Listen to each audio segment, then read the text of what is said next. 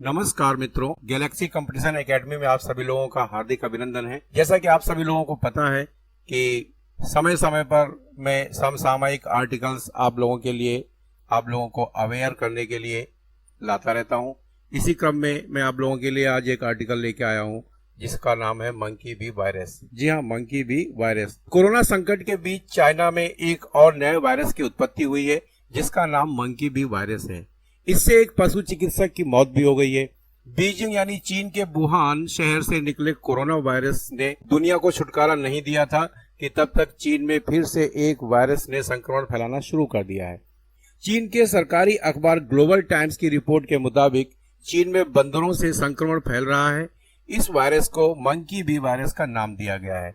चीन ने इस वायरस के फैलने की बात को कबूल भी किया है। अमेरिका के नेशनल लाइब्रेरी ऑफ मेडिसिन के मुताबिक बीवी वायरस जब इंसानों में प्रवेश करता है तो यह हमारी मुख्य नर्वस सिस्टम पर हमला करता है। चीन के सीडीसी के मुताबिक इस वायरस के संपर्क में आने के 1 से लेकर 3 सप्ताह के भीतर शुरुआती लक्षण आने शुरू हो जाते हैं। हाल ही में चीन में मंकी बी वायरस से मानव के संक्रमित होने का पहला मामला भी सामने आया है।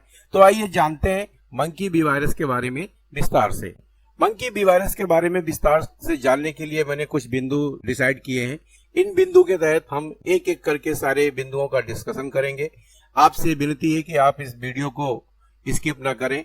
आपके लिए बहुत ही अधिक महत्वपूर्ण जानकारी हो सकती है, इसलिए इसको आप शुरू से आखिरी तक बिना स्किप किए हुए देखें। तो इसके कुछ चरण हैं, जैसे मंकी बी वायरस के विषय में बताऊंगा मैं, फिर इसका संचरण कैसे होता है इसके बारे में जानकारी लेंगे, इसके लक्षण क्या क्या हैं, इसके सिम्टम्स क्या क्या हैं इसके बारे में जानकारी लेंगे। मंकी बी वायरस इन्फेक्शन होता कैसे है इसके बारे में लेंगे जानकारी, और जानना चाहेंगे कि इसका उपचार क्या है। इसके बाद में कुछ कंट्रोवर्सी मैटर, चीन की बात पर कितना यकीन किया जाए, कहीं कुछ चीन छिपाने की तो कोशिश नहीं कर रहा है, इस बारे में भी हम चर्चा करेंगे। तो आइए पहले देखते हैं मंकी बी वायरस के विषय में। मंकी बी वायरस मैकॉक बंदरों में पाया जाने वाला अल्फा हार्पिस वायरस एंजूटिक यानी एक मूल रूप से इसमें पाया जाता है और सर्वप्रथम इसकी पहचान 1932 में की गई थी। अल्फा हार्पिस वायरस रोगजनक या न्यूरो इन्वेसिव वायरस है जो मनुष्यों और अन्य कशेरुकियों की परिधीय तंत्रिका तंत्र यानी नर्वस सिस्टम को संक्रमित करते हैं। बी वायरस को आमतौर पर हार्पिस बी, हार्पिस वायरस सिमिया और हार्पिस वायरस बी के रूप में भी जाना जाता है।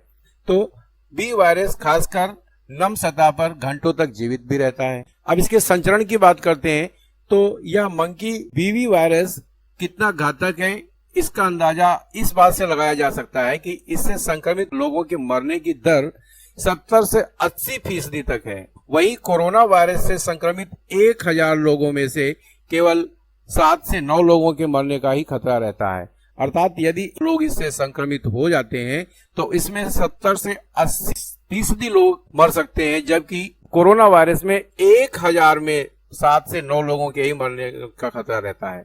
चीन के आधिकारिक मीडिया की एक रिपोर्ट में यह जानकारी सामने आई है। सरकारी अखबार ग्लोबल टाइम की रिपोर्ट के मुताबिक 53 वर्षीय पशु चिकित्सक जानवरों पर अनुसंधान करने वाली संस्था के लिए कार्य करते थे।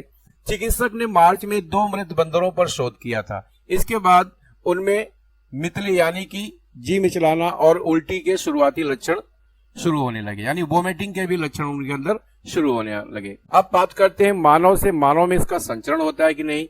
अब तक एक संक्रमित व्यक्ति से दूसरे संक्रमित में भी वायरस के संचरण या प्रसार का केवल एक मामला ही दर्ज किया गया है। अब इसके लक्षण यानी इसके सिम्टम्स के बारे में अगर हम बात करें तो रिपोर्ट के मुताबिक संक्रमण के करीब 1 माह बाद मंकी बी वायरस का पता चलता है।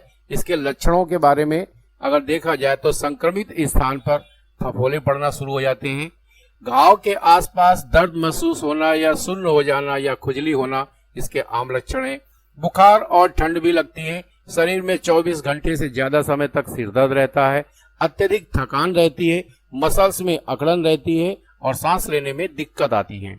अर्थात इस वायरस के प्रारंभिक लक्षण फ्लू जैसे होते हैं, जैसे बुखार और ठंड लगना, मांसपेशियों में दर्द, थकान तथा सिरदर्द आदि। इसके बाद संक्रमित व्यक्ति को घाव या शरीर की त्वचा पर छोटे छोटे छाले हो जाते हैं। इस वायरस के प्रारंभिक लक्षणों के बाद मांसपेशियों में अकड़न और तंत्रिका संबंधी क्षति होती है। अब बात करते हैं इसके उपचार के बारे में।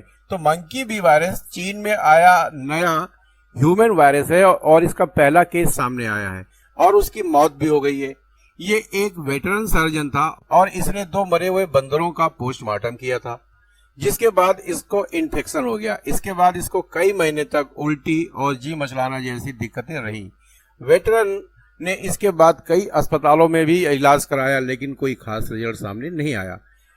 फिर फाइनली इसके बाद उसका रिजल्ट यानी कि उसकी 27 मई को डेथ हो गई। अर्थात वर्तमान में इसका कोई भी टीका उपलब्ध नहीं है।